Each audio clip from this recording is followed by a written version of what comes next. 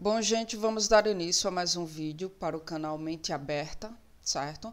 No vídeo de hoje eu irei conversar com vocês sobre o transtorno da ansiedade, né? Que é um transtorno que vem acometendo maior parte da população. E também é um assunto que deixa bastante em dúvida os indivíduos, se eles têm, se não têm, se o que eles têm é uma ansiedade normal, se já chegou a um estágio de realmente ser um transtorno, né? Então, tem aquelas pessoas que ficam ansiosas ou nervosas diante de uma eventualidade, como, por exemplo, falar em público, ou até mesmo quando está diante de algum problema financeiro, né? Então, para algumas pessoas, porém, a ansiedade ela se torna tão frequente ou tão forte que é algo que começa a tomar conta da vida delas. Então, a maior dúvida com relação a esse transtorno é como saber se a ansiedade normal do dia a dia ultrapassou e se transformou, né, ultrapassou os limites e veio aí a se transformar em, de fato, num transtorno. E aí a ansiedade, ela vem de várias formas, tá? Ela vem como ataques de pânico, ela vem como uma fobia, ela, enfim, vem como um comportamento obsessivo compulsivo, né? E aí a distinção entre um diagnóstico oficial do transtorno da ansiedade e o transtorno normal da ansiedade, né, não está muito claro, né? A gente não consegue de forma clara perceber se é realmente um transtorno de ansiedade generalizado ou se é uma ansiedade normal, comum, enfim, decorrente do estresse do dia a dia, certo? Então, um dos primeiros sintomas da ansiedade é a preocupação excessiva, né? Eu acho que, de acordo com algumas pesquisas que eu fiz em artigos científicos, a preocupação excessiva é uma marca bem forte do transtorno da ansiedade generalizada, né? E aí, essa preocupação excessiva decorrente, ou seja, que constitui o transtorno da ansiedade generalizada, que é o tipo mais amplo da ansiedade, tem como característica uma preocupação exagerada com as coisas do dia a dia, né? Seja essas coisas grandes ou pequenas, mas há ali em torno dessas situações, né, uma preocupação extrema, né? E a ansiedade ela acaba sendo tão forte que, com relação a essa preocupação, né, que isso acaba interferindo no dia a dia, tá? E aí vem acompanhado de sintomas notáveis como fadiga. Então, a distinção entre o transtorno da ansiedade e a ansiedade normal é você perceber se as suas emoções estão causando muito sofrimento, né? Um outro sintoma da ansiedade é a dificuldade com relação ao sono, né? Então, são problemas de sono, é uma dificuldade em adormecer ou é uma dificuldade em manter o sono. Então, esses fatores estão associados à questão, o problema com relação ao sono está associado a uma ampla gama de condições de saúde, tanto física, né, como psicológica. Mas aí, se você encontra-se frequentemente acordado, né? Você deita, mas você está ali acordado, você não consegue adormecer, você está preocupado, está agitado com problemas específicos, como, por exemplo, o dinheiro, ou de repente é uma preocupação que está relacionado com nada, né? Isso aí pode ser um sinal de transtorno da ansiedade. Então, segundo algumas estimativas, metade de todas as pessoas com transtorno de ansiedade generalizada, elas experimentam esse problema, né, com a questão do sono. E aí vem também um outro sintoma, que é a indigestão crônica. A ansiedade, minha gente, ela começa na mente, tá? Mas muitas vezes ela se manifesta no corpo, através de sintomas físicos. E o problema digestivo crônico é um desses sintomas físicos, né? É a síndrome do intestino irritável. A ansiedade acaba desenvolvendo a síndrome do intestino irritável, né? Que é uma condição que é caracterizada por dores de estômago, cólicas, gases, diarreia. Por quê? Porque o intestino ele é muito sensível ao estresse psicológico, certo? Então, quem sofre do transtorno da ansiedade generalizada tem uma forte tendência a desenvolver problemas ligados ao intestino, tá? O medo de falar em público também é um sintoma que pode ser decorrente, pode ser, tá? Não estou dizendo que todo mundo que tem medo de falar em público necessariamente sofre de ansiedade, não é isso.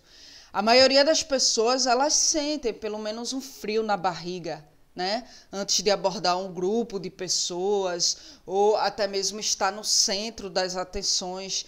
Mas se o medo ele for muito forte, a ponto de nenhum treinamento, de nenhuma prática aliviar, ou se de repente você gasta muito tempo pensando e se preocupando com isso, isso pode ser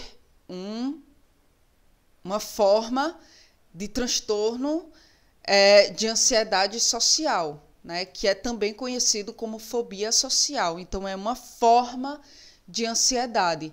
Então, as pessoas com ansiedade social, elas tendem a se preocupar por dias ou semanas antes de um determinado evento, de uma determinada situação.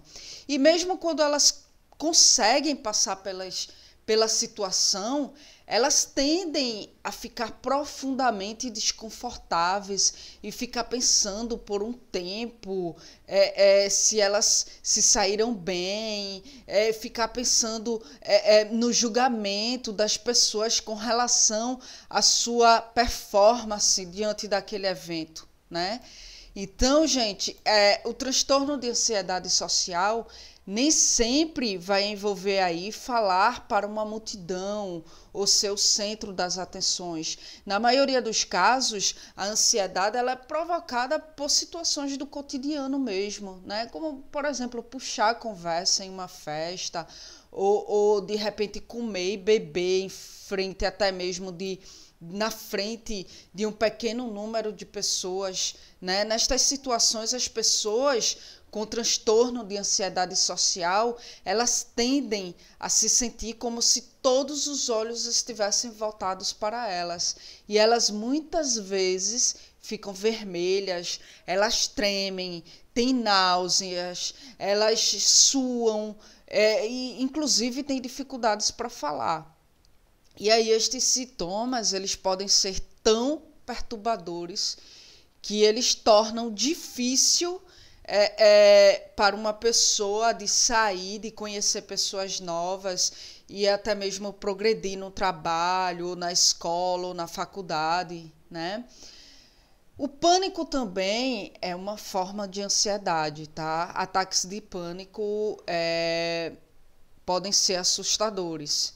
É tipo uma sensação repentina de medo extremo, que é uma sensação que pode durar vários minutos, né? E aí vem acompanhados por sintomas físicos assustadores, como, por exemplo, o aperto na garganta, o aperto no peito, coração acelerado, né? A pessoa fica com as mãos frias, e aí vem a tontura, vem a fraqueza, vem as dores no estômago, vem as dores no peito. Então, gente, nem todo mundo que tem um ataque de pânico tem um transtorno de ansiedade, tá? Mas as pessoas que os experimentam repetidamente podem ser diagnosticados aí com o transtorno de pânico, que é uma forma de ansiedade, né? E pessoas com transtorno do pânico, elas vivem com medo sobre quando, ou onde e por que seu próximo ataque vem acontecer aí. Enfim, elas tendem a evitar lugares onde os ataques ocorreram no passado, certo? Então, o pânico é uma característica bem marcante de uma pessoa que tem o transtorno de ansiedade generalizada. Como eu falei, nem todo mundo que tem um ataque de pânico quer dizer que tem ansiedade. De repente pode ser um ataque eventual, que aconteceu diante de alguma situação, mas que não necessariamente venha a ser o transtorno de pânico, tá? A mentalidade obsessiva, conhecida como perfeccionismo, ela anda muito aí ligado, está muito de mãos dadas com o transtorno de ansiedade, tá? Então, se você está constantemente a julgar a si mesmo, ou você tem um monte de ansiedade antecipatória de cometer erros, então você provavelmente tem um transtorno de ansiedade, tá? O perfeccionismo, ele é especialmente comum, uma característica comum no transtorno obsessivo compulsivo, né, que é o TOC, que como o estresse pós-traumático tem sido visto como um transtorno de ansiedade, tá? Então, pensamentos obsessivos e comportamentos compulsivos se tornam ansiedade quando a necessidade de terminar o comportamento, né? Quando há uma necessidade de terminar o comportamento, então isso aí pode ser caracterizado como o transtorno da ansiedade generalizada. E esse comportamento é conhecido também como rituais, né? Como, por exemplo, você tem pavor a coisas troncha, tá? Se você está diante de um quadro e o quadro está troncho, e enfim, aquilo não te incomoda, apesar de você ser perfeccionista, mas aquilo não te incomoda, tudo bem. Isso não quer dizer que você tenha o transtorno da ansiedade, mas se você está diante de um quadro que está troncho e você se sente estressado, incomodado, impaciente, até ir lá e ajeitar o quadro, certo? Até ir lá e terminar o comportamento, então você pode aí procurar ajuda, porque isso é uma característica do transtorno da ansiedade generalizada. E aí, para que a gente possa vir a entrar num momento de reflexão, ficamos a nos perguntar, né, o que é normal e o que não é normal em nossa vida mental. Então, é importante notar que todos nós apresentamos alguns comportamentos estranhos, uma vez ou outra, tá? Como, por exemplo, um ataque de pânico eventual. Normal, você está diante de uma situação e você fica com medo extremo diante daquela situação, mas não é uma coisa que acontece repetidamente, né? Então, a vida psicológica, normalmente, ela é cheia de estados emocionais que são variados, né? Como também ela é cheia de transições e crises. Todos nós temos, como eu falei, alguns medos ilógicos. Todos nós temos algumas ideias intrusas em nossa consciência. Todos nós, em algum momento, ficamos em estados de ansiedade mais intensos, né? E aí o que caracteriza um estado como patológico é quando essas situações elas dominam a nossa vida mental, né? Quando existe aí um sofrimento emocional, né? E quando esse sofrimento emocional ele passa a ocupar o primeiro plano em nossas vidas e aí nos impede de viver outras experiências. Então, na psicopatologia, né, ocorre uma certa perda de liberdade. E aí a gente fica paralisados em modos estereotipados de funcionamento. Ficamos ali sofrendo. Então, nestas situações, necessitamos de ajuda psicológica. E aí, conversando sobre isso com vocês, eu lembrei de uma situação, né? Minha avó, ela tem 80 anos e ela tem transtorno bipolar, ela é hipocondríaca, ela tem o TOC, que é o transtorno obsessivo compulsivo, e o TOC dela é extremo. Então, houve um momento em que saímos para um passeio, fomos para uma casa de praia e lá passamos, na verdade, 2 dias ou 3, não lembro direito.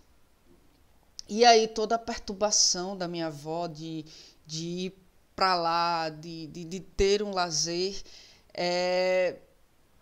para ela foi perturbador. Por quê? Porque ela estaria num ambiente que não era o dela, ela estaria num ambiente em que ela estaria propícia ali à poeira, né? Porque, como sabemos, casa de praia fica muito tempo fechado, então não tem uma higiene diária. E aí eu lembro que em um momento em que eu fui caminhar com ela na areia, ela disse assim: praia é bom, mas a única coisa ruim é a areia, né? E eu até brinquei: tá bom, vovó, eu vou, enfim, mandar fazer uma calçada aqui, uma calçada só para a senhora caminhar. Enfim, então a gente percebe exatamente quando uma situação ela é patológica, quando ela começa a interferir na vivência de experiências, né? Quando geralmente sair daquele lugar em que você está habituado, geralmente vem aí a te causar bastante sofrimento. Então isso pode ser, sim, diagnosticado como sendo uma doença, como sendo uma situação patológica. E aí a psicoterapia nos ajuda a sair deste estado de paralisia, né? A psicoterapia, ela ajuda a restaurar a nossa capacidade de prosseguir, construir nossa vida e responder aí de modo criativo aos desafios que são impostos pelas novas experiências, pela própria vida. Enfim, espero que vocês tenham entendido, certo? Em caso de dúvida, vocês podem entrar em contato comigo. Vou deixar o link do meu Facebook embaixo no comentário do vídeo. Quem quiser entrar em contato comigo também através do meu e-mail, o mesmo é anacarla.araújo2803@gmail.com. Vocês podem entrar em contato para tirar dúvida, para dar sugestões de assuntos que possam ser abordados aqui no canal.